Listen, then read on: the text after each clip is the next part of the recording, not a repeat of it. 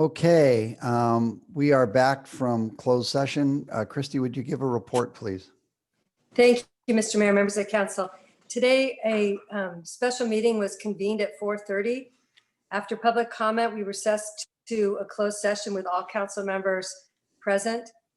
The city met and discussed the items that are listed on the posted agenda pursuant to Government Code Section 54957 and 54956.9A1 or D1.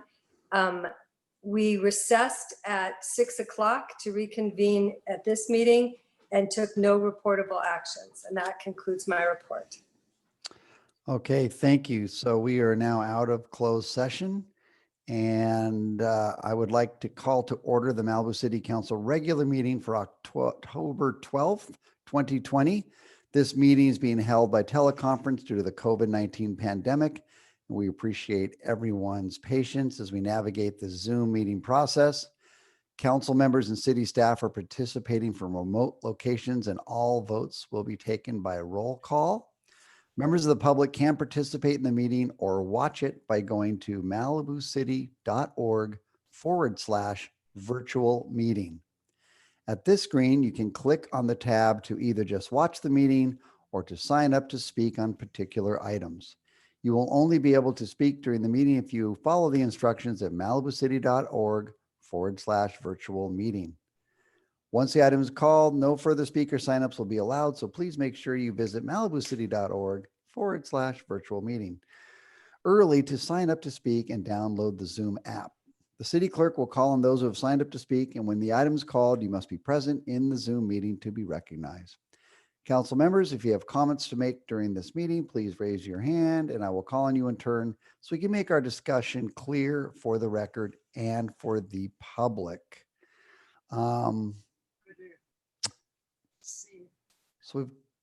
Can we have roll call, please? Councilmember Fair, Here. Councilmember Mullen, Here. Councilmember Wagner, Here. Mayor Pro Tem Peak, Here. Mayor Pearson. Here. You have a quorum. Okay, and we'll now have the Pledge of Allegiance. Okay, hand over your heart, ready, begin. I pledge allegiance to the flag of the United States of America and to the republic for which it stands, one nation, under God, indivisible, with liberty and justice for all.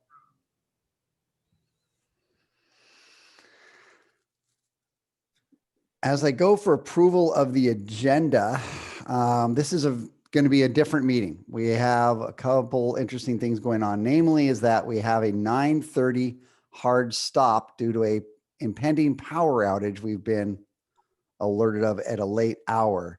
So to make sure the public can participate, we are going to stop it by 9:30. And in order to do that, a couple of things need to happen. I would like to make a motion or have a motion to move item 5A to October 26th and item 4A, the appeal, to November 9th. So I think hopefully the parties in this know. And then also item 7A, because it's vital we get this done, the report on schools, to move to be the first item after the consent calendar to make sure we get that done. You need a second? Sure, go ahead. And the motion is to otherwise approve the agenda with those And three otherwise changes. approve the agenda as it is here. I'll Yes. second that. Okay, can we have roll call on that, please? I couldn't even hear. Oh, do you need me to recite what the motion is again, Jefferson? Thank you. Yes. Okay, so the motion is to move item 7A on schools up after the consent calendar. Item 4A will be moved to a date certain of November 9th, and item 5A will be moved to a date certain of October 26th. Copy that. Thank you, Mikey. Okay, thank you, Jefferson. Roll call, please. Mayor Pro Tem Peak, Yes. Councilmember Fair, Yes. Councilmember Mullen, Yes. Councilmember Wagner, Yes. Mayor Pearson, Yes. motion carried. Okay, well, wait, before we go on, I'm looking at the screen and I think that the Oh, motion Yeah, that's written on that did there, not come through as I corrected it. Sorry. that's okay. Because so anyone viewing the screen, that is not the motion that was just carried. Oh, yeah. The motion that was carried is to approve the agenda, moving 7A up after the consent calendar and continuing those two items to specified dates. Correct. Thank you for noticing that. I was not looking at that. Can we have a report on the posting of the agenda, please? The agenda for this meeting was properly posted on October 1st, 2020. Thank you. I see we have no ceremonial presentations. Let's get to written and oral communications from the public. Do we have public speakers? We have two public speakers. They are Bruce Silverstein and Craig Hill. Okay, thank you. Bruce, you're up.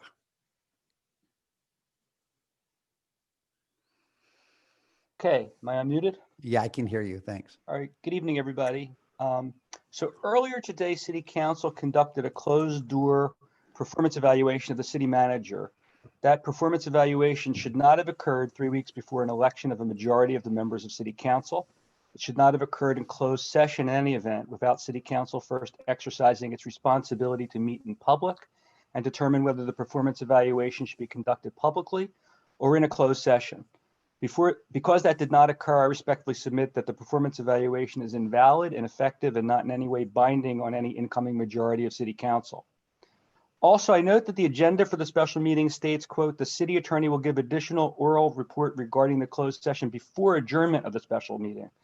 That did not occur. The public portion of the special meeting ended around 4:45. The Zoom meeting closed down, and the city attorney didn't say a single word during the entire public portion of the meeting. Also, last week, I defied the city attorney to identify a law, a rule of the Coastal Commission, or a written order of the Coastal Commission that prevents the city from enforcing SCE's obligation to remove the concrete parking lot it unlawfully placed at the corner of Civic Center Way and Stewart Ranch Road. As I expected, the city attorney was unable to identify any such law, rule of the Coastal Commission, or written order of the Coastal Commission because there is no such law, rule, or order. Instead, Mayor Pearson stated he had asked the Coastal Commission if the Malibu Film Society could use the illegal giant parking lot for a drive-in movie and was told no. That's unsurprising because the parking lot is illegal and sitting on now destroyed ESHA and wetland. The last thing the Coastal Commission would want is 100 or so vehicles to be driving there, dripping oil and otherwise further polluting the property before it's remediated. City attorney punted and said nothing. City manager chimed in claiming she had a telephone call on an unidentified date with an unidentified member of the Coastal Commission staff who allegedly told her that an illegal cement parking lot must remain untouched until the Coastal Commission rules on the pending appeals filed by the Malibu Coalition for Slow Growth and myself. I subsequently wrote to the Coastal Commission to inquire about this alleged phone call. Coastal Commission has not confirmed the city manager's story. Even if the alleged telephone conversation did occur, what kind of way is that to run a city? Why was there no written follow-up to confirm this remarkable oral restriction imposed by a staffer at the Coastal Commission that is unsupported by any law, rule of the Coastal Commission, or order of the Coastal Commission? Why was the city attorney not involved to resolve the issue? Every day that lot remains covered in concrete is one day too many. Why are you not requiring SCE to rip up the concrete in the absence of a legal restriction on your authority and obligation to do so? Thank you. Thank you, Bruce. The next speaker is Craig Hill. Yep, great. Greg? Good evening, council members and staff and everybody there, public. Bruce just made some solid points. I'm curious and eager to hear the replies to those. But the reason I'm calling in is a couple things. One, this past weekend, I moderated a candidate forum sponsored by the Malibu Foundation. And thanks to those folks, Evelyn Weber in particular, and Connor and Regina for helping with the technology. And we had journalists, we had Michelle Willer-Allred, Barbara Burke, and Hans Letts asking some questions. And I just wanted to report that I got a lot of great positive feedback afterwards. And a lot of it was focused on the fact that we had a structure where we got the candidates interacting with each other more than usual. It was a little bit more debate than just sort of a show and tell of their platforms. And people really appreciated that. They felt like they could start to differentiate among their different positions a little easier when we saw them interacting. So going forward in the future, I think that was a good lesson that we're all polite enough that we can have a face-to-face conversation about stuff and don't necessarily have to be so mediated. Secondly, I got curious and I did a little research and found right away a scientific paper from Scripps Institute showing a correlation between the intensity of Santa Ana winds with El Nino periods. It's not big, but Santa Ana winds tend to be, on average, more intense during El Ninos, about 20% more intense than during La Nina. So we're entering La Nina now. So if this is at all true, we should expect that maybe the Santa Anas will be not quite as intense. Now, it's not actionable information. We're not going to change policy in any way because 20% isn't a big deal. But it is sort of interesting to notice that the Santa Ana is going to be changing based on the bigger climate. And we may be into a period of less severe Santa Anas. Not less frequent, just less severe. And relatedly, I wanted to mention the Windy app that you can get on your computer or phone, because it does tend to show the wind. The modeling of it turns out to be much more accurate than what I'm seeing on the National Weather Service app and what we're getting in the email alerts that tend to often say, hey, we've got a Santa Ana coming, get ready. And then the Windy app is saying, no, nothing. And it turns out to be right more often. So check that out. Finally, just to wrap up, I just wanted to say congratulations to Richard Malika, being the interim planning director. And I'd be curious just to hear about the timeline of the RFP process and how that's going. I know he put in an application. I don't know how many other applications there are. It'd be just interesting to hear how that's going. All right, thank you. Thank you, Greg. That concludes public comment for items not on the agenda. Okay, great. Thank you very much. Okay, we're back to the council here. Actually, city manager update, I think, is next. Riva, do you have an update? Yes, thank you, Mayor. Good evening, everybody. Have a few updates for you. Our latest updates on COVID-19 from the LA County Public Health Department. In LA County, there are currently 282,982 positive cases. Today, the count of new cases was 881, which is down slightly from the previous day, which was over 1,200. And here in Malibu, we have 105 positive cases and 3 deaths so far. So we continue to monitor that and put out information as we move into hopefully the next year of LA County. In terms of our rebuild statistics, we've approved 259 single-family homes through the planning department and issued 149 building permits. And as of today, we have 11 homes completed. We were able to complete 1 more today. So happy to report that news and anxious to see some more houses finished. Thank you, Craig Hill, for mentioning Richard Malika. For those of you who don't know, our long-term planning director, Bonnie Blue, who's been with the city for many years and served us very well, is going to be retiring on October 21st and moving back east to be with her family. So she will be sorely missed by all of us. And Richard Malika, who has been our assistant planning director, will take the position of acting planning director as we work through the recruitment process. So happy to welcome Richard up to that post, and we will have a brief presentation to Bonnie at the next council meeting, October 26th. Election day is coming up, and we do have some information from the county on vote centers. There will be a vote center open at Webster Elementary on October 24th. We do have construction going on along Civic Center Way, so we ask that people going to that vote center please access Webster from Malibu Canyon and not from the Webway side. There will also be 2 other vote centers that open up on the city on October 30th, and one will be at Malibu Elementary School, and one will be at the Christian Science Church. There's also a 24-hour ballot drop box that's currently outside of the Malibu Library. It is extremely secure. I dropped my ballot off there, so don't worry about dropping that off and worrying about security. And if you need more information, you can go to malibucity.org/elections or lavote.net for more information. We have some new operating hours at the skate park at Bluffs Park because of the change in timing of the fall. With sunset coming earlier, the hours will now be 10 a.m. to 6 p.m. So as it gets darker earlier, we'll certainly adjust those accordingly. And we are still conducting the survey for the permanent skate park project. That survey closes on October 23rd, and you can complete it by visiting malibucity.org/skatepark. We are expecting some hot and dry weather this week. The live fuel moisture is now at 59%, and anything under 60% is considered critical. So I urge people to pay attention to what is going on, make sure that you have a plan and that you are prepared in the event of a fire. We will obviously be on high alert from the staff side and ready to activate any messaging or emergency operations center if necessary. We did conclude the emergency preparedness month, which was September, and there are quite a few videos of all of the meetings and trainings that were held, and you can see those on the city's website if you missed any of those. And then on Saturday, October 17th, there will be a hazardous household and e-waste collection site at City Hall. So if you have any of those, please feel free to bring them that day. And then last but certainly not least, I just wanted to remind everybody about the census and that the deadline to complete the census has been extended to October 31st. So if you have not done that, please do so as soon as possible. And that concludes my remarks, and I'm happy to answer any questions.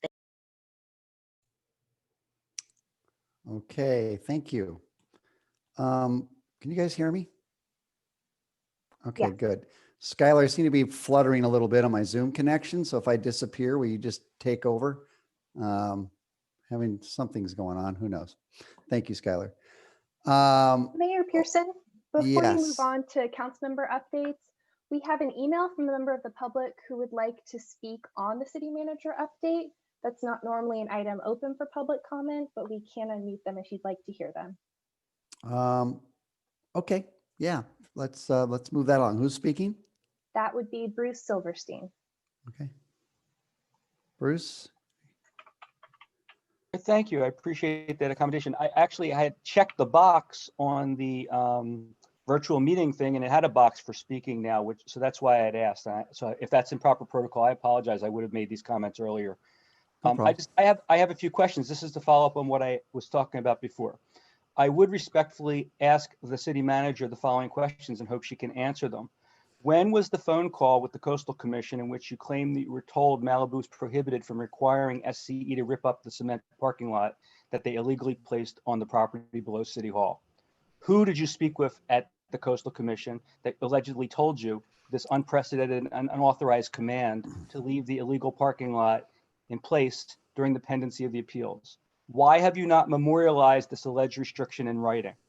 Why did you not consult with the city attorney to determine whether this alleged restriction on the city's authority and responsibility to have the cement parking lot removed is lawful? It would be helpful to the public, and I think it would be part of your performance review that occurred privately earlier to have answers to these questions. Thank you. Thank you, Bruce. Okay, Riva, do you want to answer or contact Bruce later, or how do you want to do that? Yeah, I don't have any information right now for to answer the speaker, but I'm more than happy to follow up. Thank you. Okay, thank you very much. All right. Jefferson, would you like to make comments? Thank you, Mikey. I appreciate that very much. I want to first of all apologize for not making the last meeting 2 weeks ago. I failed to recognize the fact that it was a national holiday, Rosh Hashanah, and I took a work job. I apologize to the community and to my council members.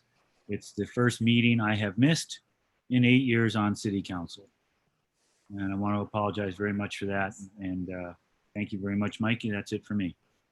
Okay, absolutely. Karen, why can I not see you? Where are you? You there? Uh-oh, I don't see Karen. Karen's having some computer problems. She'll be back in a second. Okay, let's move on to Rick. I have nothing. Thank you. Okay. Let's go to Mayor Pro Tem Peak. Thank you, Mikey. I didn't really have a lot to add other than I really appreciate the swift response of the fire department down in the just outside the Cross Creek area near Pepperdine over the weekend, and I appreciate the staff getting some alerts out and whatnot in a timely manner. And that's it. Okay, thank you. Hi, Karen, you're back. Do you have comments for tonight?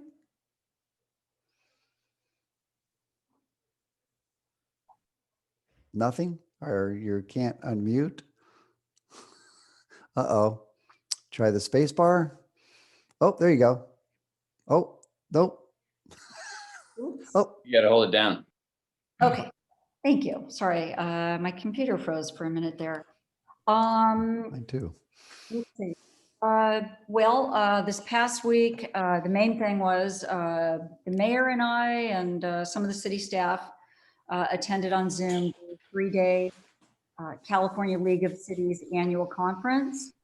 And I'm just struck how all of the struggles that we go through were topics, of course, because all of the cities are going through them. So homelessness, climate change, sea level rise, social justice, housing, emergency preparedness, virtual EOC, COVID-related operations, and dealing with everything COVID-related, transportation, resiliency, rising pension costs. I mean, we don't have some of the financial problems that a lot of the other cities have, but cities have a lot on their plate. And that was just confirmed by everything I heard at the league, although there are some really good people working towards solutions. So, you know, I'm just, I'm glad to be able to participate in that. I did have a meeting. I've had 2 meetings actually with the county library committee. I serve on the education subcommittee of that. And I'm continually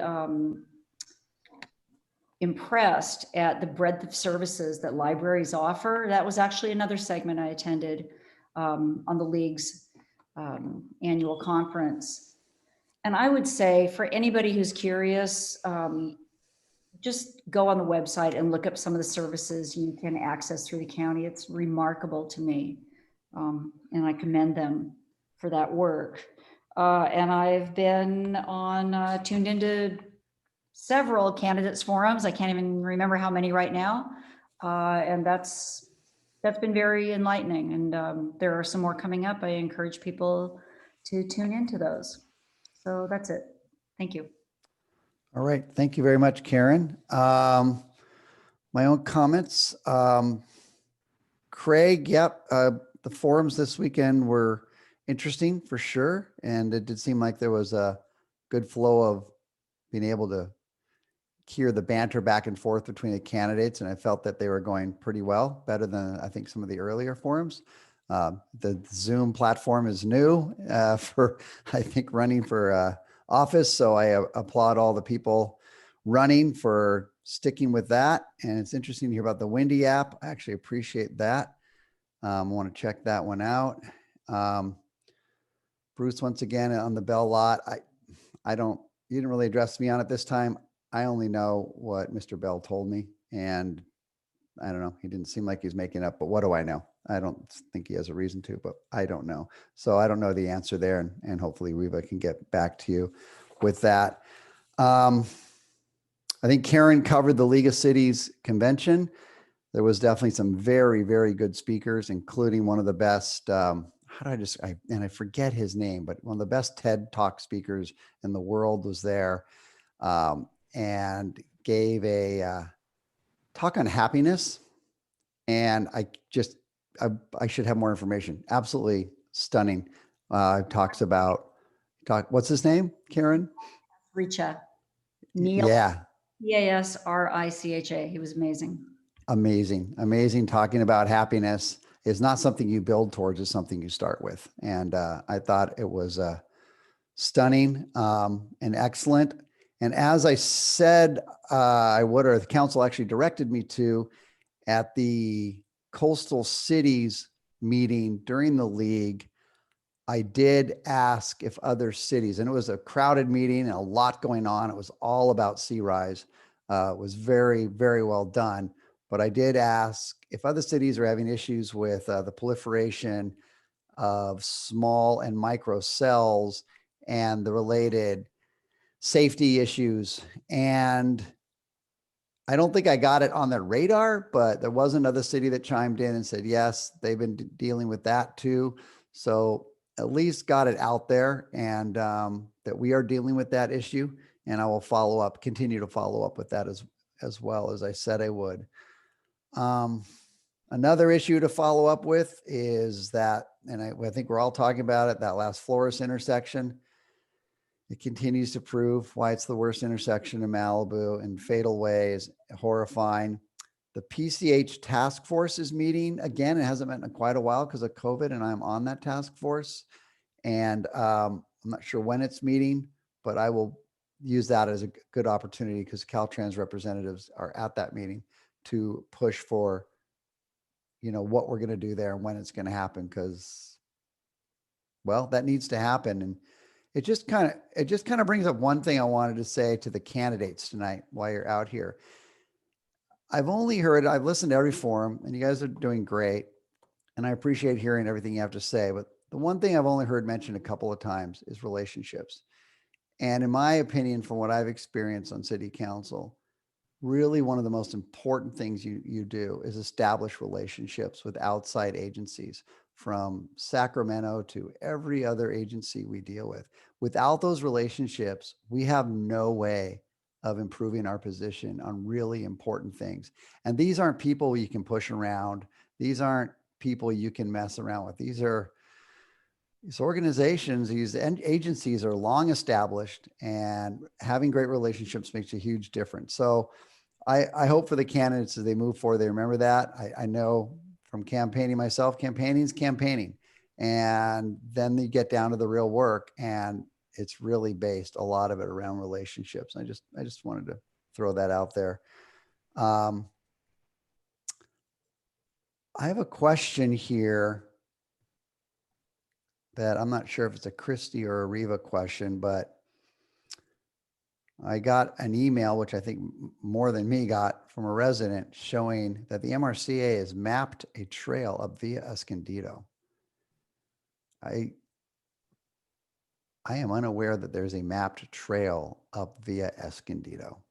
And Well, just because you put something on a map doesn't mean that there is a trail there. It's not the first time they've done that sort of thing. Yes, I used to live on the Escondido. I don't remember that. Okay, Christy, could you comment on a mapped trail up via Escondido? Yes, so there is no recorded trail easement, and there's no offer to dedicate across that private road as far as we know. We just don't have any evidence of that. We do know, however, that the MRCA has bought property, and like all property owners, has an easement on the private street for ingress and egress, as all do.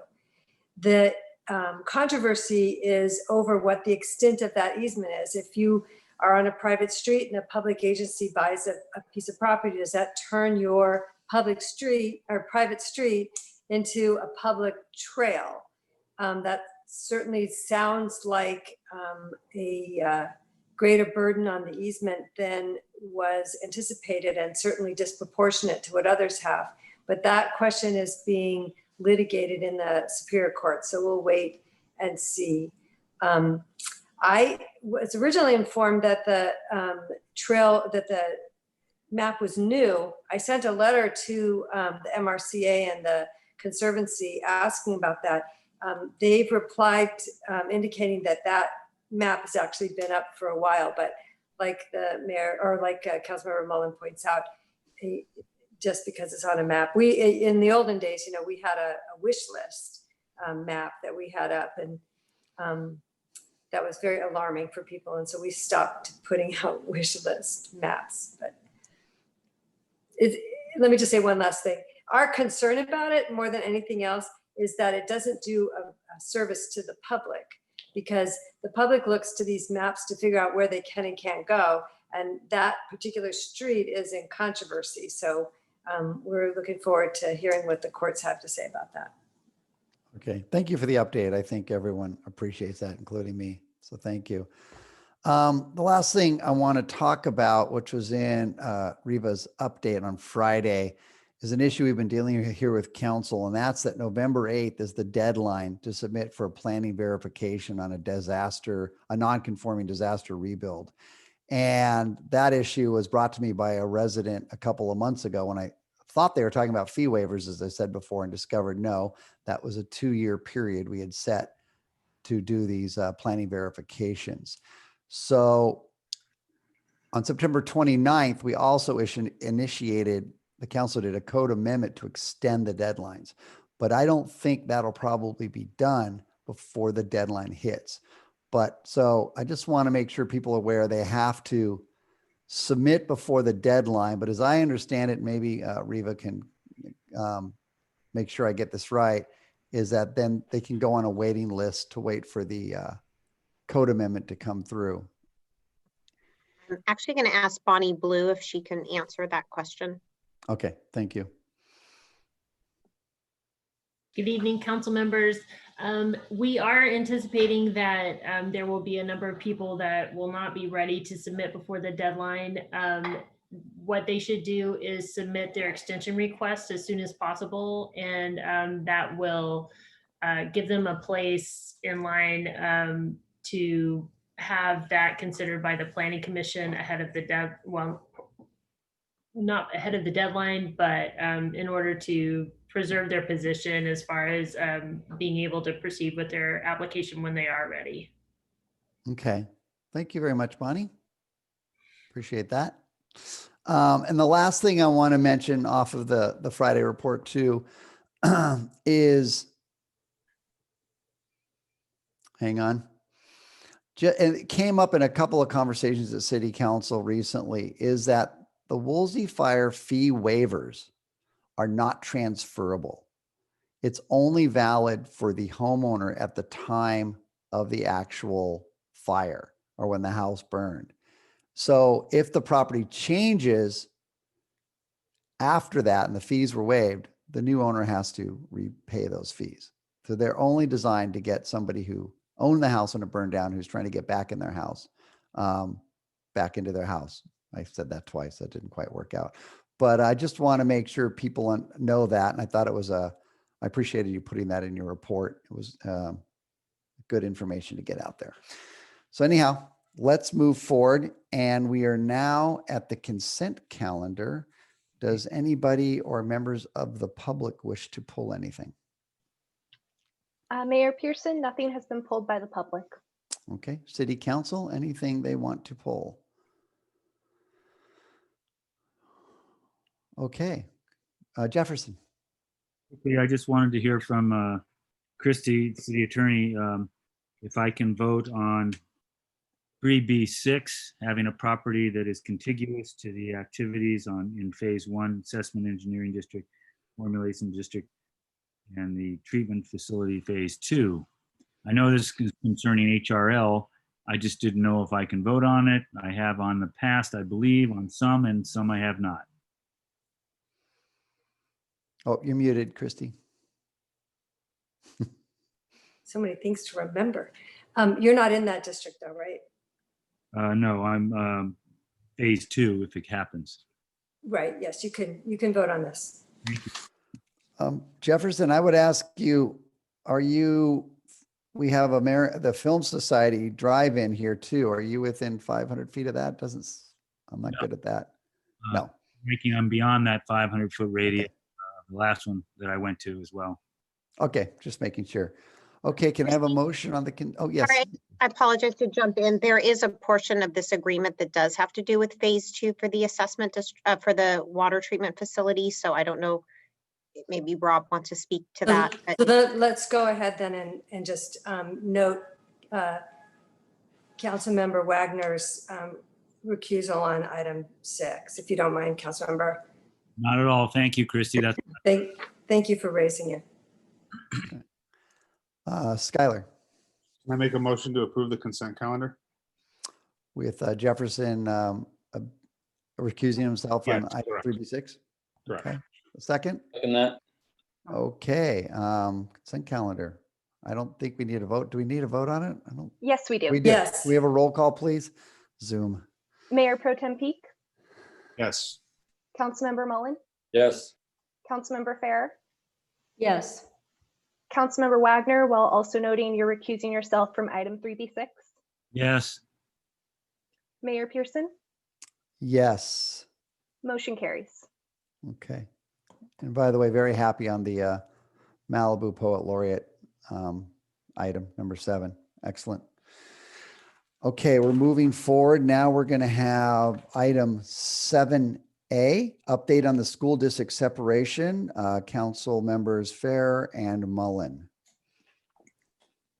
I'll turn it over to you folks. I'm going to kick it off briefly.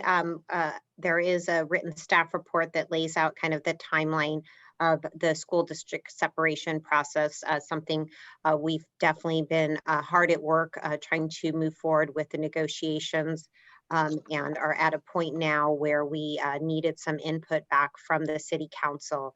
And so we have with us our entire team who's been working on this. I'm going to ask Christine Wood, who is the city attorney working on behalf of Best and Krieger, and to go ahead and give a brief presentation introduction of our team, and then we'll have Council Member Mullen and Fair give a ad hoc report. So thank you. Christine, if you want to go ahead. Good evening, Council, and thank you for your time. I am, as Reva mentioned, I'm here today to just give you a brief update on school separation. And I have with me the members of the financial team that has been working with us for the past few months. With us are LaTanya Kirk Carter from LaTanya Kirk Carter and Associates. We also have Terry Ryland and Kathy Domenico, who all of whom will provide you reports a little bit later after Councilmember Mullen and Fair provide their report.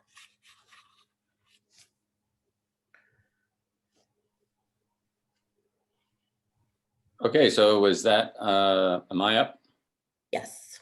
Okay, so a little background for people who haven't kept up with all of this. I mean, there's so much detail that goes back 10 years probably, but I'm just going to bring you up to date on where we are now. We're kind of shifting lanes, and the reason for that, we initiated when the city took over, and the city doesn't run the school district, but when the city took over the petition to separate the school districts, we put a petition into the Laco board, and then the Santa Monica Malibu Unified School District Board was like, whoa, let's negotiate this.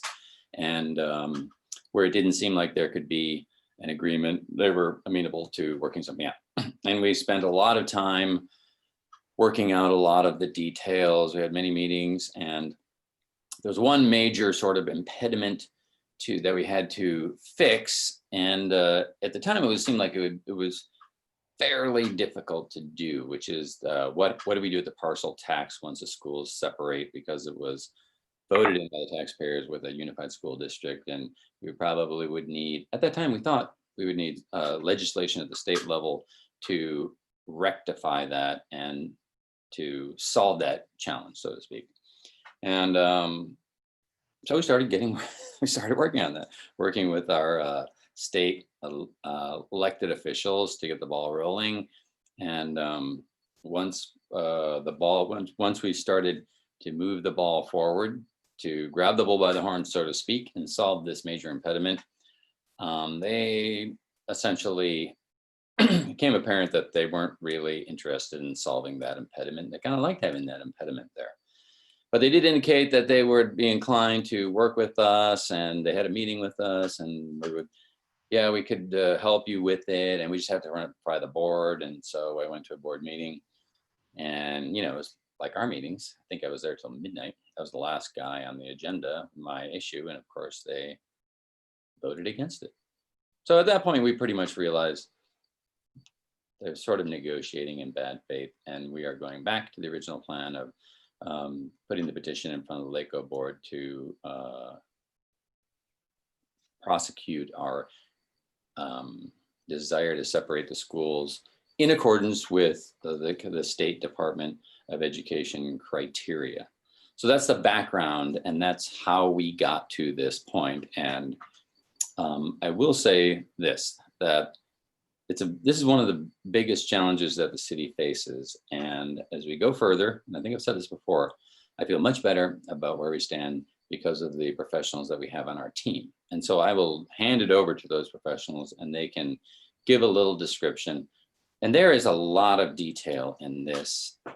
We asked them to simplify it to kind of get a basic understanding of what they wanted, what we think is the state guidelines warrant in terms of our separation agreement will ultimately be, and kind of explain it to you in relatively simple fashion. And so if you could take it from there, Christine, I think that frames it pretty well for everybody.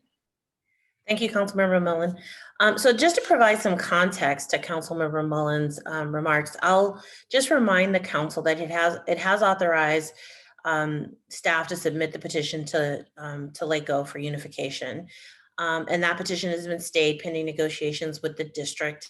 And we've been in those negotiations really since about April 2018, so well over 2 years. We've been back periodically updating the council on the status of those negotiations. But most of what we've really done is exchange financial offers with the district.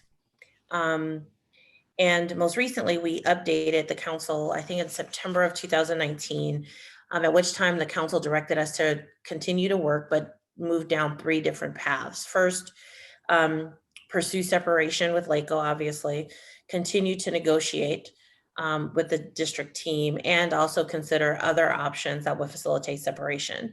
And so obviously we've been doing that. But as Councilmember Mullen just stated, things have been remarkably unsuccessful. So we're here to provide an additional update based on really the disappointing status of the negotiations. So can I have the next slide, please?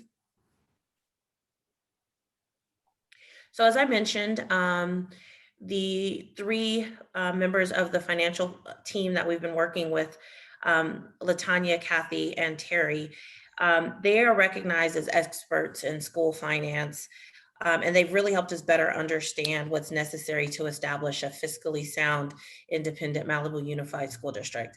That level of expertise is really important because, as you all know, most of us are more interested in and will continue to pursue kind of city government. But as we help erect this school district and it becomes its own entity, we really need to understand what's necessary to make it fiscally sound so that it could be something that would be approved by LACO. More specifically, they've helped the staff analyze the feasibility and fairness of the district's offers. And so I'll turn it over to them so that they can start to share their findings so that you can understand how we've gotten where we are today. Starting with Latanya. Next slide. Hello, thank you, Mayor and City Council. So when I came onto the project in 2018, the spring, the city had been waiting for the Santa Monica School District, Santa Monica Malibu School District, to give them a financial analysis of what Malibu School District would look like, as well as financial proposal for splitting the revenue and how it would be distributed. Two models have been performed before the consultant that they are working with now, and both of those models identified a financial cliff that existed, and that was not suitable for them. So the financial consultant that they brought on eliminated the cliff, and we'll talk a little bit about that as we get into the presentation, but his model eliminated the cliff by developing a permanent redistribution of the Malibu property taxes to Santa Monica. And when I received his financial model, maybe 4 or 5 months into this project, I mean, our ad hoc committee knows I had a lot of heartburn about it. And my initial proposal, my initial analysis, I'm sorry, it looked like over the first 10 years, Malibu would be giving the district $250 million permanent dollars. And over 50 years, it would be $4 billion, far, far, far above what is required by the California Department of Education guidelines for unification of district. One of the other things that were part of his model, they were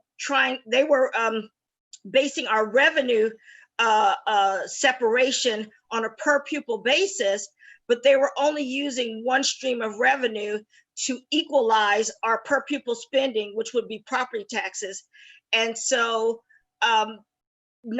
they were leaving out, and we found that out as I was delving into his financial proposals, all of their other local revenue, the sales tax dollars, the JPA dollars from their participation with the city, their redevelopment dollars, just a bunch of a large pot of money that were not going into the calculations that were submitted to us.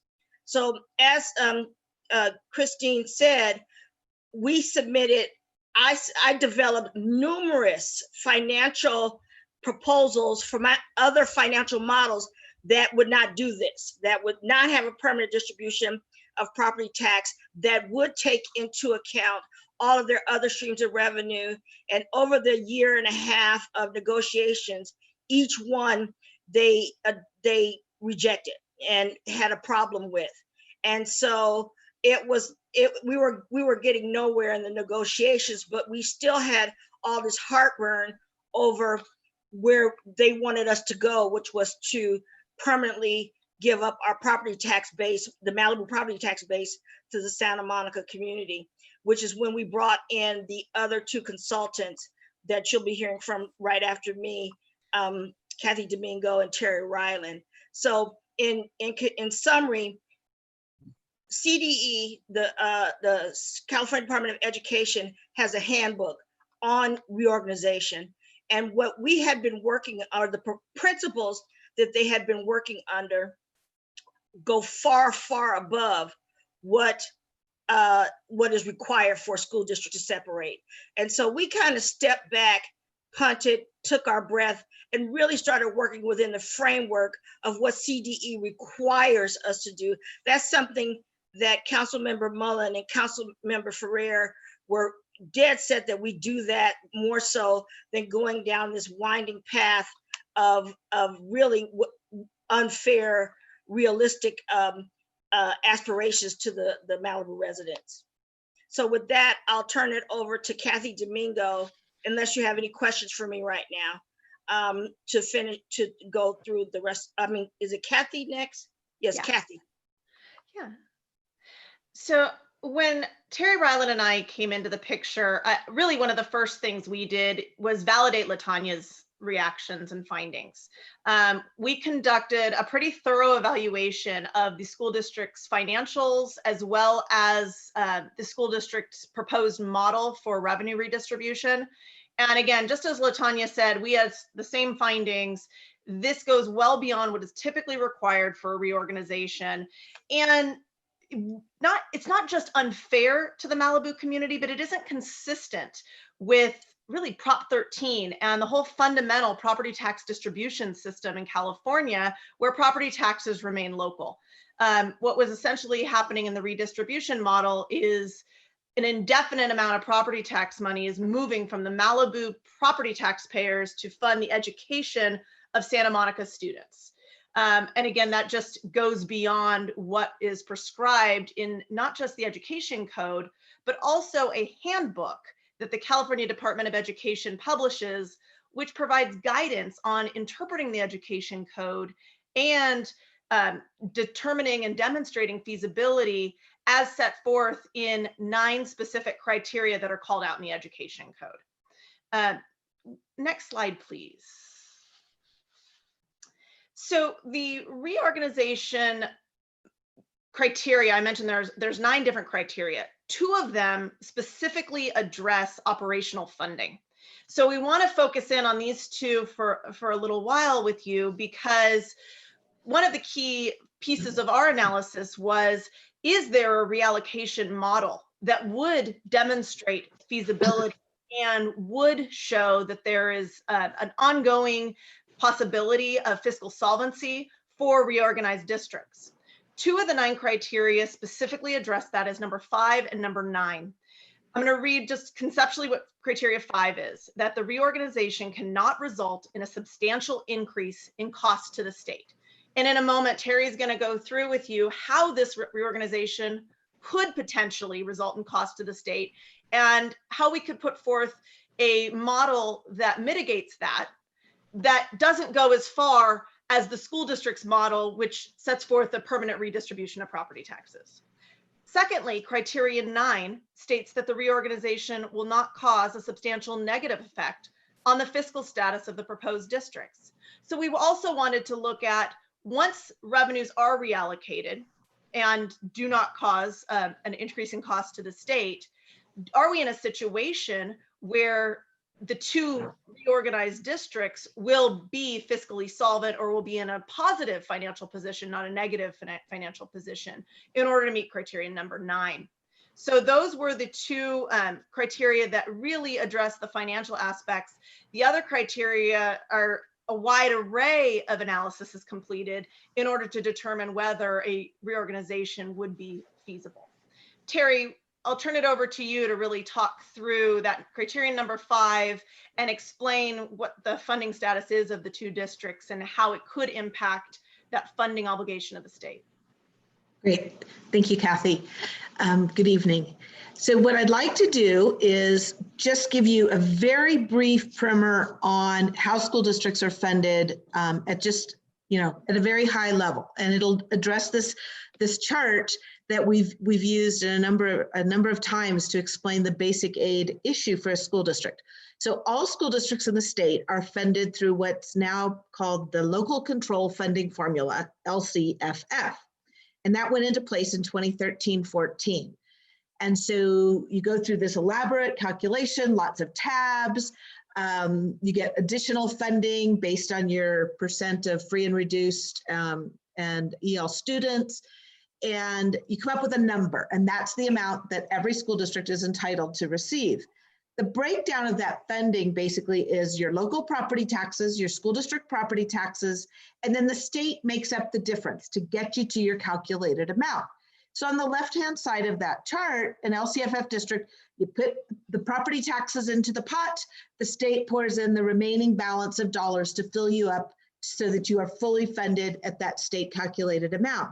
If you're a basic aid district, then you put the property taxes in and they overflow. You have more property taxes than you're entitled to receive from the state. You get to keep all the extra, and then the state has a very minimal amount of funding. They call it minimum state aid, very cleverly, that the state does still have to pay a little bit of dollars. So what's been going on with the Santa Monica Malibu district is, for the last few years, they've kind of been going in and out of basic aid status. And that usually happens as a district moves into basic aid at the very beginning. Because once you're basic aid, once you do that calculation at that one measurement point of the year and your property taxes exceed your LCFF calculation, you're considered basic aid, but maybe just by a smidgen, right? And then the next year, you're going to have to do that calculation again. If your LCFF funding increases faster than your property taxes do, you may drop back into LCFF funding, right? Or if your property taxes increase at a faster rate, let's say of declining enrollment, so your LCFF calculation's declining, but your property taxes are chugging along, then you may go further into basic aid status. And as we all know right now, LCFF funding is pretty static, given what's going on with state funding. This isn't a choice a district makes. I get calls from so many districts that say, well, I want to be basic aid. What do I have to do to be a basic aid district? It's just a calculation, and whichever method, it just depends on your property taxes, and whatever results in the most funding to the district is how you get funded. And it's very automatic. So as I said, Santa Monica Malibu has been going in and out of basic aid for 1920. They did have the additional property taxes, so they were slightly into basic aid status. So we looked at the calculations of 2 new districts. And as Kathy and LaTanya both mentioned, there's more to a district's unrestricted or general operating revenues than just LCFF calculations. And Santa Monica Malibu, you know, both communities have been very happy to receive these additional, you have lots of community support, right? There's parcel tax, there's sales tax that is an agreement between Santa Monica and their city. There's redevelopment money, all those dollars that we were just talking about, which were not included in the prior evaluation. We said, well, but those are very important. Those are very critical dollars to how the current district is operating. Well, what's interesting is that, so the parcel tax, as we were looking at, you know, kind of creating what would the new revenue streams look like. So, okay, let's split the parcel tax according to students, but the rest of those local revenues are they all go 100% to Santa Monica. They're all with agreements within that community. So what happens is, well, there's not more money, there's more per student that stays with Santa Monica of those other local dollars. Okay, because Malibu would just, and we're using round numbers, 10,000 students today. The 2 new districts would have 8,500 and 1,500. They'll have whatever they have, but that's what we're using for our analysis. And so if, you know, if for instance, there's a $15 million pot of sales tax money that stays with Malibu, it's not spread then in the future over 10,000 students, it's only spread over 8,500. A single dollar amount now is an increased amount per student. So we looked at everything on that per student basis. And so that was kind of to make sure that there weren't any negative impacts on the resulting district. The other thing was a little bit trickier. Okay, the state had that minimum state aid, right, that they're giving to the Santa Monica Malibu School District, and it's about $8.5 million. Well, in a reorganization, the state is not willing to pay more than that to the 2 districts combined. So once the 2 districts are separate, there aren't enough Santa Monica property tax dollars to get it all the way back up to that full basic aid status. There is a small shortfall, small compared to all the prior numbers we've been looking at. And so we said, okay, Malibu property taxes, we can slide over enough Malibu property taxes to keep the state at hold harmless, and then keep the remaining property taxes that aren't needed for the LCFF calculation in Santa Monica, or to keep the state harmless. Those get to stay with the Malibu district. So both districts on a per student basis end up better funded than they currently are. And there's a chart on the next page that Kathy will walk through that will show why and how dramatic that is. So, and that's an agreement that the districts could enter into. The state would be party to that agreement. The state would treat that transfer as Santa Monica property taxes within their LCFF calculation, therefore reducing the state's filling up of the bucket to the same level that it currently is. And it's so much less of a transfer. It's not transferring all of Malibu's dollars over and making the funding in both districts the same per student. It's making, it keeps Santa Monica better off per student, but not with all of the property taxes for Malibu. So Malibu gets to stay, again, very basic aid, well into basic aid, not in danger of falling out. So next slide, Kathy, you want to kind of pull that back to the. And as Terry mentioned, the reallocation, that distribution in order to make the state whole, is significantly less than in that school district model. And you remember those large numbers, that 250 million, that 4 billion, they would be significantly less basically to get Santa Monica back into basic aid status in the near term. This graph, Terry kind of went through a lot of this information with you. So I'm going to give you the high level of what this graph is showing, and then I'll actually walk you through kind of exactly what the bars are showing, because I know there's a lot of information on this page. But in concept, this chart is showing the per pupil funding of the current Santa Monica Malibu Unified School District as compared to the per pupil funding for the future reorganized school districts. So the Santa Monica Unified and the Malibu Unified School District. It takes into consideration that base LCFF funding level that Terry described with the buckets. And then it also takes into consideration the other local funding that LaTanya described and Terry described as well, which includes redevelopment pass-through revenue and residual funding that would stay with Santa Monica because the redevelopment agency is located within their boundaries. The sales tax revenue from the city of Santa Monica, since it's generated from the city of Santa Monica, it would stay with the Santa Monica School District. The joint use funding, again, since that's with an agreement with the city of Santa Monica, it would stay with the future Santa Monica School District. And then the other component of the other local funding is the parcel tax, which, as Terry mentioned, would be distributed based on the Malibu students and the Santa Monica students. It would actually be distributed by the properties that are paying that. So those properties within Malibu that are paying the parcel tax, that funding would go to the future Malibu School District, and the properties in Santa Monica paying the parcel tax, that money would go to the Santa Monica School District. So that's the concept.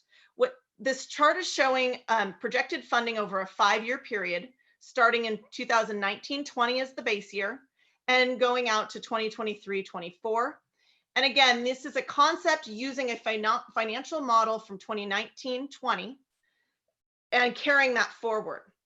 As everybody knows with financial models, there's as good as the base data. So to the effect that we've had COVID happen and things have happened in the financial world, the numbers will not be exact, but it gives you the reasonable concept and what to expect with this reallocation. There are 3 sets of bars for each fiscal year. I think everybody can see that. The first set of bars is related to the existing Santa Monica Malibu Unified School District. That's the bar on the left. The bars in the middle are related to the future Santa Monica Unified School District, and the bars on the right are related to the future Malibu School District. So those bars are also separated. The bottom section of each bar is related to LCFF funding, and the top section of each bar is related to the other local funding. So you see in the base year, the Santa Monica Malibu Unified School District is in blue and yellow on the left, and you can see that their total funding per student is at $13,592. That is actually the same number for Santa Monica with the purple and red, but you can see Malibu's per student funding is about $16,494. When we project this forward, as Terry mentioned, the funding on a per student basis is actually better through the reorganized districts than it is in the current district. And you can see Malibu is in a significantly better situation because of their property tax revenue. It's a very high property tax wealth district. Just as a kind of a statistic, about 34% of the property tax revenue generated in the existing school district boundaries is from Malibu, and only about 14% of the students are from Malibu. So that's really what's driving this significant increase in the tax revenue. But you can see from Santa Monica's perspective, they actually are also in a better per student funding situation. And that specifically has to do with that other local funding that currently is distributed between all students and in the future would only be distributed to those Santa Monica students. Next slide, please. So ultimately, state and local per pupil funding for both districts, we anticipate would exceed the current school district's funding level when accounting for all of those operational revenues. That does demonstrate that there would not be a negative effect on the fiscal status of the future districts. and is part of the way there towards looking at that criterion number 9. And we can reasonably assume that based on this longstanding financial model, if we project that forward, we could reasonably meet criterion number 9. So look, we've talked about criterion 5 and 9, but there's several other criteria that need to be evaluated. After just an initial review, we do think it is reasonable to expect that a reorganization would be deemed feasible per the Education Code and the California Department of Education handbook, which guides that analysis for reorganization. And that's really our preliminary finding based on our detailed analysis on the financials to date and our preliminary review of the 9 criteria for reorganization. So with that, we will take questions. And I know this is very detailed information and really complex, but we're happy to go back and talk through anything with you if you need more information. Let me say a couple of things here. You know, this separation, and strangely enough, it's called a unification, but it's actually a separation, effort has been going on for a long time. What the monk was dealing with it, and Karen has been neck deep in this for a long time, and she has a much more significant depth of knowledge than I did when I came into it, and I didn't really understand a lot of the terminology, etc. But one thing I kept saying was, and I learned this from my days in the military, when somebody's you think they're trying to pull a fast one on you, you always say, okay, show me in writing where it says what we're supposed to do, you know, and that's really what we have gotten to. There are directives on this. There is a spelled out criteria from the state, and if you follow it, it's a lot more reasonable than what was happening for the last however many years before the city got involved. And I can't say enough good things about these wonderful experts that have come to educate us and guide us through a difficult place. And a lot of it started with Christine, and that we were just lucky that Christy wound up joining BB and K, and she brought in the other Latanya and then the other experts, and we have gotten so much smarter and much better equipped to deal with this. And it's gotten back to my simple brain thing of it's written down. There are rules for this sort of thing, and don't have to make it up as we go along. So I appreciate everything that you've done not only to get us here, but to explain it to everybody. And I hope that it's relatively clear. I know it's not all totally crystal clear for the other council members or even the public, but thank you for making it as simple as possible with those diagrams. And so, and Karen, don't let me do a lot of talking here. You probably have a few things to say also. Thanks, Rick. I do. First of all, I would also like to acknowledge the team. Everybody has been fantastic, both the city staff and the consultants and our attorney. And it's, as Rick said, everybody knows this has been a really long haul. I would like to ask 2 questions, mostly for the benefit of our community, and in case the council members who are not on this ad hoc committee have any questions. There are 2 that I would just like to have spelled out. Number 1, would an independent Malibu Unified School District cost the city money? No, it would not cost the city any money. Once the new Malibu School District is formed, it's a sovereign body. It's a separate entity, just like the city council is a separate entity. So unless you willingly want it, like in the case of another city like Santa Monica, and you wanted to enter into some form of recreation joint participation agreement or something like that, that you voluntarily would want to. But no, your funding is completely separate than what the school district funding would be.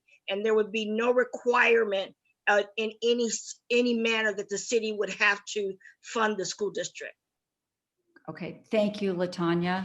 And yeah, another example of what has been done in Santa Monica, they had a ballot measure and the voters elected to raise their sales tax 0.5%.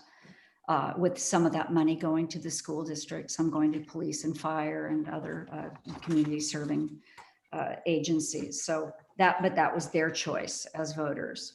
Another question that I've been asked, and I just want to have this put out there, would or could an independent Malibu Unified School District raise Malibu residents' property taxes? They could not raise the property taxes, and I'll let Kathy speak to this as well, because this is her expertise. The only area where a school district is allowed to get into the property tax base of a city is through a general obligation construction bond, which we already have for the city of Malibu with Santa Monica. But other than the school district putting something on the ballot and the Malibu residents agreeing to tax themselves additional property tax dollars in a construction bond, there would be no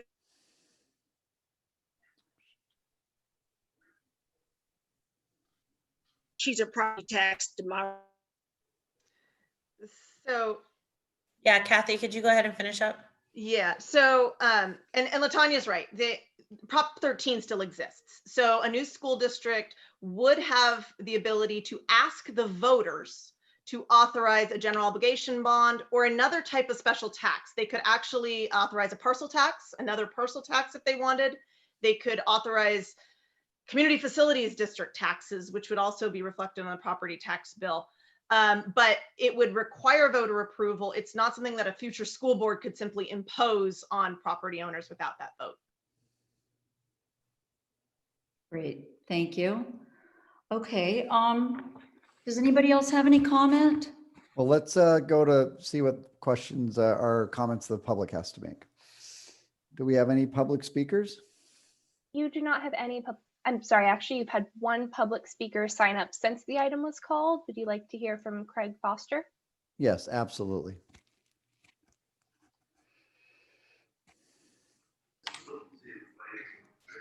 Hi, everybody. So first thing I want to thank you all. Wait, my video is not coming on, but can you hear me? Yes, we can hear you. Okay, I'll just go without a video, I guess. Maybe you guys video muted me. Anyway, I want to thank you all, council members, staff, for pursuing this so doggedly. It makes such a difference for our community that you've stayed on top of this. And the only way we will succeed in this is with you guys, the city, with your status as a city going head to head with the school district, because there's no question that their position is that they're a school district and they can outlast any parent group or individuals in this. So the idea that you're pursuing it, you brought in these brilliant consultants, is really, really important. So thank you all so very much. My 2 cents tonight is to tell you that the need for an independent Malibu school district, which has been a conversation since the 70s or 80s, has never been greater than it is today. We sit with 15% of the voters in the school district. It is demonstrated over and over again that with 15% of the voters, Seth Jacobson qualified to run, couldn't find any endorsements in Santa Monica. It was all inside baseball over there, and chose not to pursue an election he wouldn't win because with 85% of the voters there, he wasn't going to succeed. Being in the Santa Monica school district is like watching TV, but your neighbors have the remote control. So you watch whatever television they want to watch. And that's not just whether you're watching, what you're watching on television. For us, that's whether our wildfire preparedness is locked down to the extent of a city that sits in one of the most dangerous wildfire zones as compared to the 85% who are more or less immune to wildfire. It's a city that has had a dramatic disenrollment in our public schools due to PCBs in our schools, which were not properly dealt with the school districts, certainly not dealt with in the way we would have dealt with them. And we would have voted the school board out in that situation, but it didn't even move the needle in their elections. Now we have further disenrollment out of COVID, and we have had, AMPS has had, Karen, all of us who've been involved in this have had a vision that Malibu's public schools can be among the best public schools in the entire country if only we could have control of those schools. And when we do, we will have the students. It will bring people back to our community. It will build that center of our community of parents and people who shop here and people who live here and people who get involved in our civic discourse. It's truly existential for our city that we win this battle. And I'm so grateful to you all that you've taken it here and that you're going to keep taking it. And anything I can do to support, please let me know. Thank you very much, Craig. And thanks for all you do. I'd like to make Please. some remarks. And thank you, Craig. As anybody who knows me knows, this is an issue that is very near and dear to me. I have 3 children who went through SMMUSD schools here in Malibu from kindergarten through 12th grade. They all graduated from Malibu High School. As a past president of Webster PTA, Malibu High PTSA, 2 different times. Past president of AMPS, Advocates for Malibu Public Schools. I'm the founding president of Malibu Schools Leadership Council. And I'm a founding board member of the Shark Fund. I was a 14-year board member of the Santa Monica Malibu PTA Council Executive Board. And I'm a past member of the SMMUSD Malibu Facilities District Advisory Committee. I'm familiar with the school district, and not just in Malibu. I've been working on school district separation with Craig and the AMPS team, and that's a lot of people. I'm afraid to name them right now because I know I'll forget somebody, but huge gratitude to that team who just worked for years and years and years to get to this point. Now it's Rick and me serving on the city's school district separation ad hoc committee.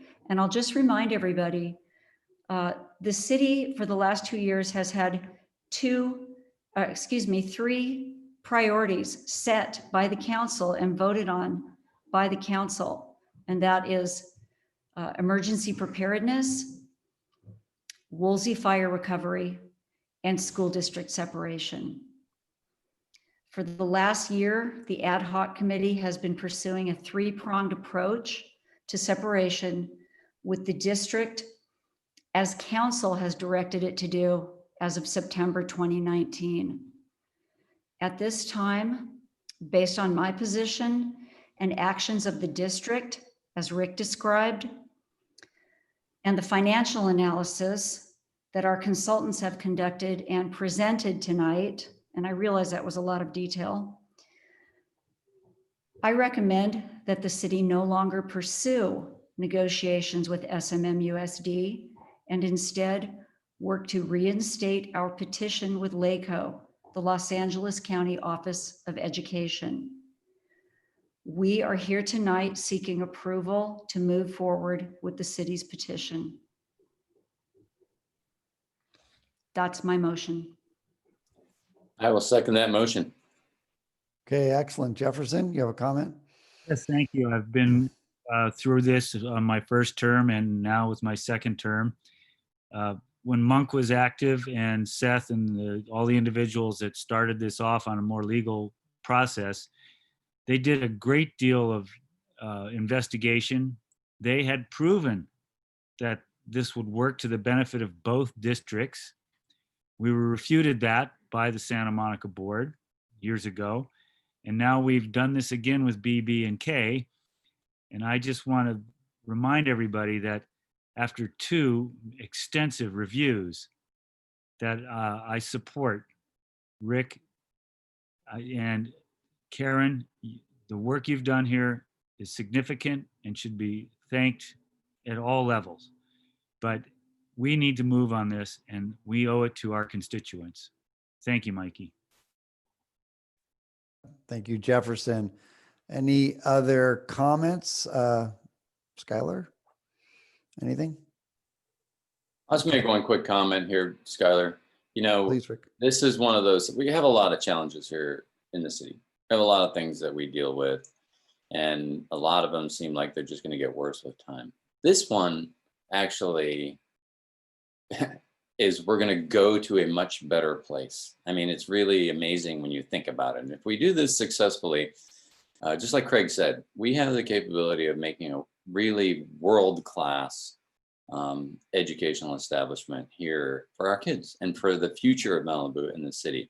And it seems like many of the things we face are an uphill gradient, and this we just need to get over a little hill, and then it's going to be downhill. And I think it's going to be really a wonderful thing for the future of Malibu.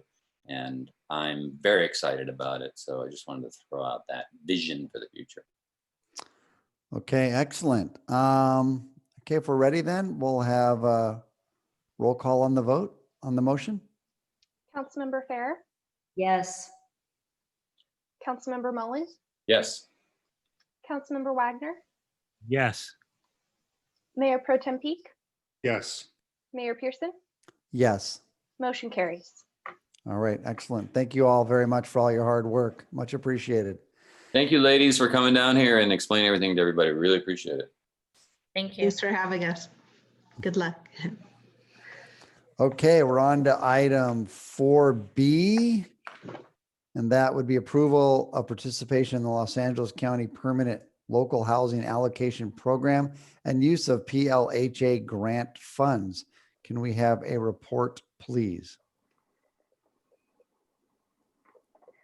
Good evening, Mayor and Council. We're here to conduct the public hearing for the use of the city's permanent local housing allocation grant funds. This program was created in 2017 as part of California Senate Bill 2, the Building Homes and Job Act. As part of SB 2, fees were imposed on recording of certain types of real estate documents to create a funding source to increase affordable housing throughout the state. Some of the funds generated by these new fees are used to fund the permanent local housing allocation program. Recently, the Los Angeles Community Development Authority, acting on behalf of LA County and the participating cities, applied for a grant from this program. The city was recently notified that the city will receive approximately $40,000 in funding under this grant program. In the application, the county identified eviction defense program as the housing activity to be conducted with these grant funds. This is the first year of this program. Given the funding requirements, the timeline, and the city's relatively small funding allocation, staff recommends that the city allocation be allocated to Los Angeles Community Development Authority to fund the eviction defense program. In subsequent years, the city can consider pursuing other eligible housing activities. If you have any questions, I'm here to answer them. Okay, thank you. Elizabeth, do we have any public speakers on this item? You do not have any speakers on this item. Okay, we're back to council. Comments or a motion by council?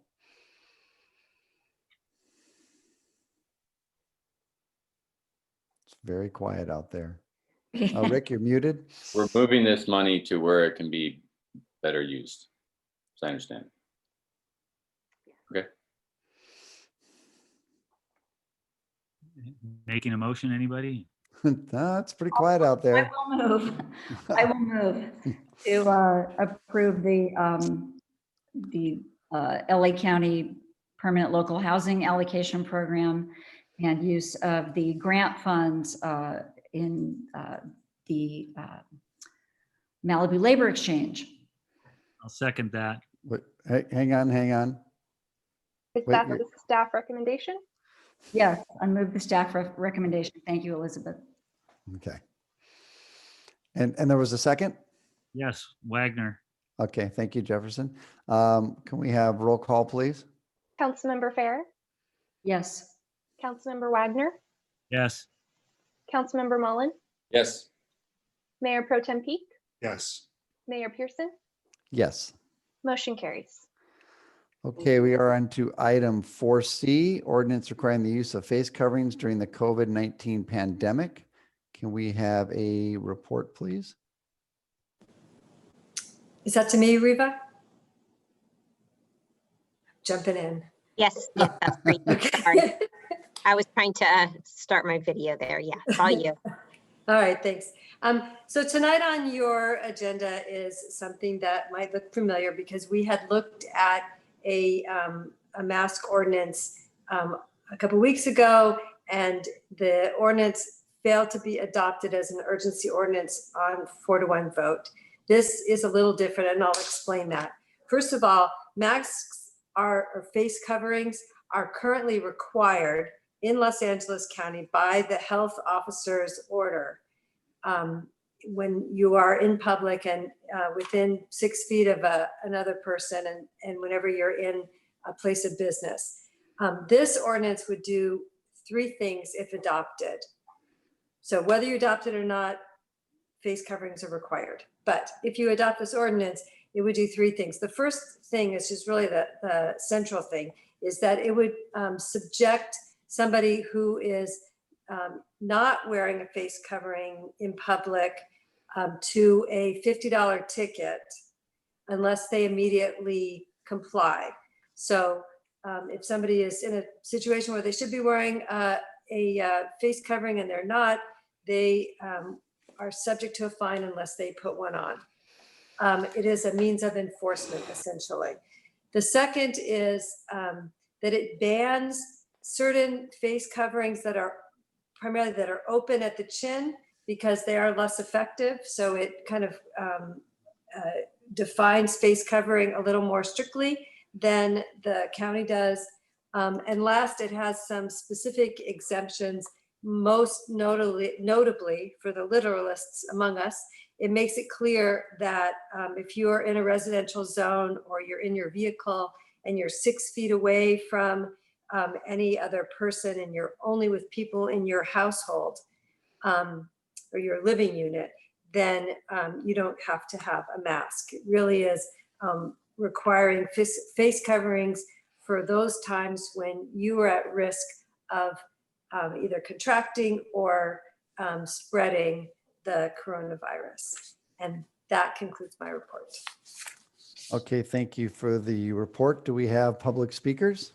We have 2 speakers on this item. They're Raul Gomez and Bruce Silverstein. Raul Gomez would be our first speaker. Okay, Raul, you're up. It appears he is not in the meeting, so we will move on to Bruce Silverstein. Okay, we can go back and see if he shows up. Mhm. Okay, thank you. Bruce, are you there? Yes. Am I unmuted? You are unmuted. So I get 6 minutes, including the time from the prior speaker? No. Just kidding. Good All theory, right, so good evening again. There arguably has been a genuine and legitimate need for a mask ordinance since March, and there certainly has been a need since April, May, or June. Yet City Council sat idly by and did nothing until sometime in August when Mayor Pearson proposed a quote urgency ordinance, close quote, which is a law that can be approved without ordinary due process and without robust public input. I objected to that flawed process. Making matters worse, after Mayor Pearson obtained approval to move forward with an urgency ordinance that could be proposed within a few days thereafter, it took more than a month for the urgency ordinance to actually be put forward. More than enough time to propose an ordinary ordinance. The urgency ordinance failed 4 weeks ago because it required a supermajority vote, and council members Mullen and Peak voted it down. The proposed urgency ordinance also was overbroad and sloppily drafted, as I explained 4 weeks ago. Within days after the urgency ordinance failed, I wrote to City Council and urged you to promptly propose an ordinary ordinance and propose one that is properly drafted. I even offered my services in drafting the ordinance. Another meeting of City Council came and went with no ordinary mask ordinance, despite the urgency that prompted the otherwise belated effort to cram through a poorly drafted ordinance 2 weeks earlier. Also, nobody spoke to me about my offer of assistance. Tonight, we have a proposal for an ordinary ordinance that has been revised to address the issue I raised 4 weeks ago. I'm really glad to see that. This ordinance should have been proposed months ago, but I suppose better late than never. So people understand the difference between the ordinance that's currently proposed and the one that failed. The prior version had a broad, unqualified requirement that a mask be worn whenever someone left their home. I objected that required that people wear a mask in their cars when they leave their property, and also when they were out for a walk with their dog on a deserted street, just as by way of 2 examples. I noted masks are only necessary when someone is in the presence of other people. The newly proposed ordinance exempts from its operation, quote, persons in a residential zone or vehicle who are 6 feet away or more from any other person who is not a member of their single household or living unit, as those terms are used in the Los Angeles County Health Order. That's great. That's exactly what I advocated a month ago. It should have been included in the prior proposal. I suspect that council members Peak and Mullen will continue to object to the ordinary ordinance on the ground that it's unnecessary. I hope that council members Pearson, Farrar, and Wagner will now approve this revised ordinance as they could have done and should have done many months ago. Over the weekend, I was accused by another candidate for city council of letting the perfect interfere with the good. That's not so. I believe that anything worth doing is worth doing right. That way it will work. I'm pleased that this ordinance is finally being done right. I hope it will be passed. I hope it will become the law of Malibu, and I hope it will work. One last comment. Ms. Hogan just said a moment ago, whether you adopt it or not, face coverings are required. That's not so. They're pursuant to a health order, which may or may not be effective. This will be an ordinance. That's great. An ordinance is the law. You will be one of the few places to actually adopt a law which nobody can challenge as being without authority. They might challenge it other ways, but not without authority. Bravo. Thank you. Okay, thank you, Bruce. I think that was actually a support there. Thank you. And there any more speakers? We found Roel? No, it appears he's still not present in the meeting, so that would conclude public comment on this item. Okay, so we're back to council. Rick? Yeah, so what's the sunset clause here? Is it basically, do we have to vote it out someday when this whole thing is over? It's during the pendency of the emergency. So it's coterminous with our state of emergency. Okay, thank you. Any more comments or a motion? Yes, Jefferson. To help Rick and Skylar out with their decision making, I'd like to add that the county health supervisor or the governor are the ones that declare the emergency over. So we have other entities above us that will be making those declarations on the sunset clause. Rick, I think that's what you were looking for, something of great authority. Okay. Anyone want to bring forward a motion? I'm happy to move that we require the use of face coverings during the COVID-19 pandemic as is written in the staff recommendation. So the motion on the floor is to introduce on first reading ordinance number 473, an ordinance of the city of Malibu requiring the use of face coverings during COVID-19 pandemic and finding the same exempt from the California Environmental Quality Act. Thank you. That's my motion. Can I get a second? Second. Okay. Can we have roll call, please? Councilmember Fair, Yes. Councilmember Wagner, Yes. Councilmember Mullen, Nope. Mayor Pro Tem Peak, Yes. Mayor Pearson, Yes. motion carries. Okay, and I have to admit an error here. I assumed it would take a lot longer to get here, and I regret that I had everybody move 5A, but we did. So I'm stunned that we made it this far so quickly. It just never happens. So I don't see any other items here tonight unless I'm missing something. And it is 8:04 p.m. and looking for a motion to adjourn. I so move. I second that movement. Okay. I do too, and we should do that in memory of the gentleman that tragically lost his life on the highway. And Bennett. I'm trying to blank on that right now. Bennett. Mr. Bennett. Mike Bennett. Yeah, good one. Heather, do you want to call the roll on that? Yes, so that was a motion from Councilmember Fair. Yes. Councilmember Mullen, Yes. Oh, Councilmember Wagner, Yes, in memory of Bennett. Mayor Pro Tem Peak, Yes. Mayor Pearson, Yes. Your motion carried and your meeting is adjourned. Okay, and I want to thank everyone, City Council, again for all your work, incredible work. I know it's been a long road to get here on the school separation issue, and thank you to staff and thank you to everyone, and good night. Good night.